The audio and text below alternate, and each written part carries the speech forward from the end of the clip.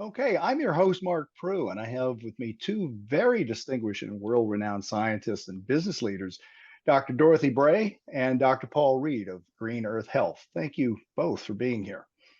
Thank you. Hey, starting with Paul, what is your background and experience? I have a PhD in neurobiochemistry from Imperial College. I have spent most of my career working on drug development with a specificity on snake venoms. And Dorothy, what is your background? I have a PhD in medicinal plants from the School of Pharmacy, University of London. And since 1993, I have worked in drug development with GlaxoSmithKline, other companies, and academic institutions such as Medical Research Council in the United Kingdom. Oh, nice. So let's get this started here. I wanted to ask both of you in turn, starting with you, Paul. Give us a quick overview. What was the reason, the need, if you will, for the products Green Earth Health is putting out, and what was your reasoning behind getting with the company? Well, I'm a specialist in the therapeutic application of snake venom. Dorothy is a specialist in the obviously in the application of plants and specifically cannabinoids in this case. I got involved in snake venom research back in the early 90s. And that evolved into looking at utilizing those type of venoms as potential therapeutics. We began to focus in on cobra venom based on a visit that I had from China, where they were actually using cobra venom to treat patients with pain. And as it turns out, cobra venom was used in the United States and approved for use in treating people with chronic pain.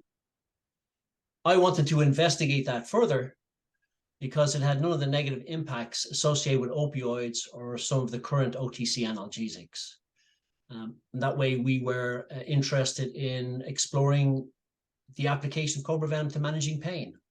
And we thought that it could be well combined with the effects of cannabinoids, in this particular case, with cannabidiol. And so I'll let Dorothy speak to that. We know that cannabis has been used medicinally for thousands of years. Alleviation of pain has always been a major application of cannabis use. In fact, during the early 1990s, most pharmaceutical companies produced and sold cannabis products.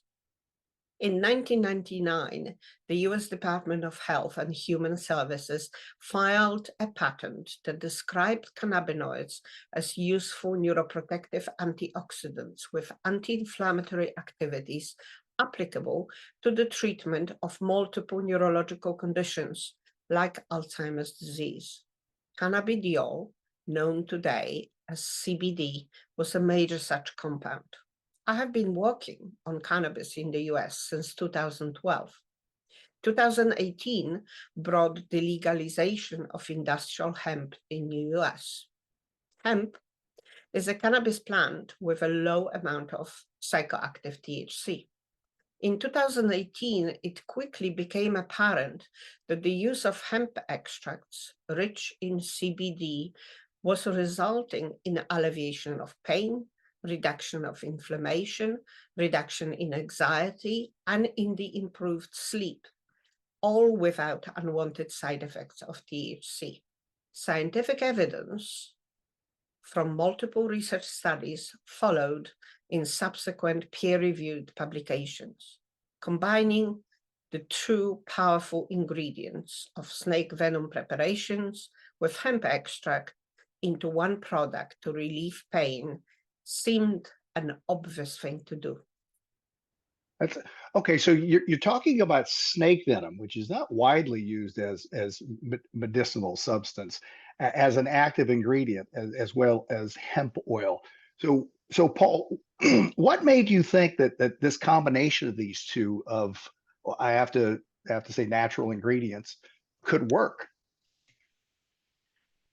Well, Dorothy and I have known each other for years. We've actually worked together on clinical trials. And so we were very well aware of each other's skill sets.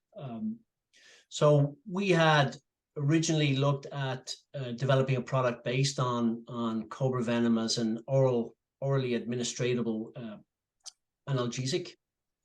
We had a lot of science, a lot of data backing that up. Not in addition to the fact that in the 1940s, the FDA had already approved cobra venom as an injectable product to manage severe pain in cancer patients and in arthritis, rheumatoid arthritis.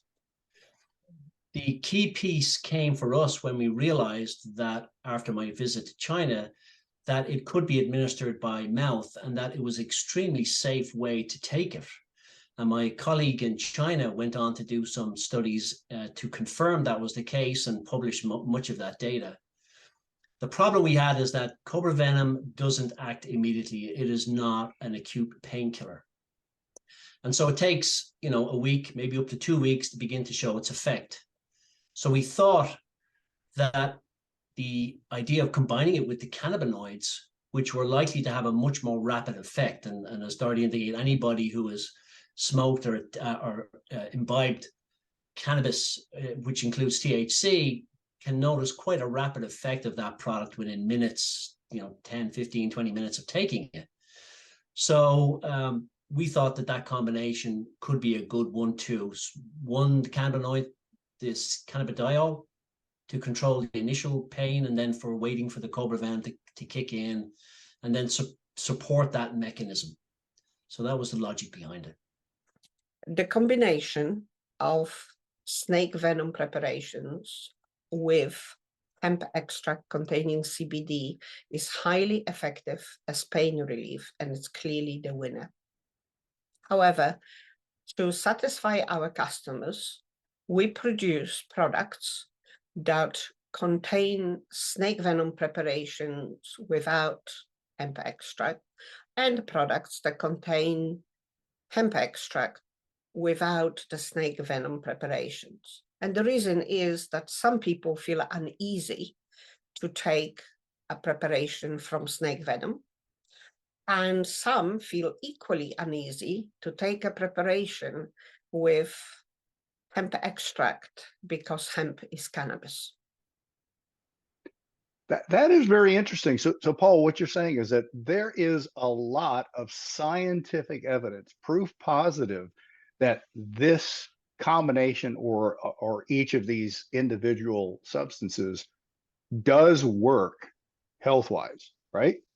Yeah, I mean, you can go back 100 years. Cobra venom was introduced into medicine in the late 1870s, really, primarily as a pain management tool. Cannabis, even earlier, back in the 1830s, 1840s, it was brought in from experiences by the British colonists from India. They introduced it into British medicine, and it was primarily, again, used as an analgesic. And so over time, there's been a lot of work done on that. Of course, cannabis was banned from use in the early 19th century, and that kind of prevented a lot of research being done in that area. Whereas cobra venom research continued taking off really in the 1930s, and ultimately developing into an FDA-approved product. But nowadays, we've developed a lot more data, a lot more science. And so we've taken a very strong stance in being very science-orientated, with as much scientific literature to support the statements that we're presenting in these products. And like you said, extremely interesting. This is the kind of story you don't hear every day. So Dorothy, where does the company go from here? What's next? Our current pain relief products are available over the counter and can be purchased directly by the consumer. We are working on the second generation pain relief with novel formulation, with addition of cannabis extract, and we do anticipate it as being highly effective at replacing opioids. This new product will be available on prescription only. Opioid drug overdose is a leading cause of death in the United States, with 40% of these deaths connected to the use of opioids as a painkiller. The majority of patients who are prescribed opioids are in pain, and they need an alternative treatment to control pain to be able to scale down their opioid medication. Our formulation will have carefully titrated amount of THC to minimize its side effect and facilitate transition away from opioids. Together with our clinical and academic collaborators, we are planning to design clinical studies to provide evidence of this activity in order to be able to apply for a license from FDA. Wow. So, I mean, between the two of you, I want to say thank you very much for explaining all of this. And to all of you who are watching this, we will include a link to greenearthhealth.org or mdpharma.com. Dorothy, Paul, thank you so much for taking your time out of your busy schedules to talk about this really novel approach to healthcare. Thank you. Thank you for the opportunity.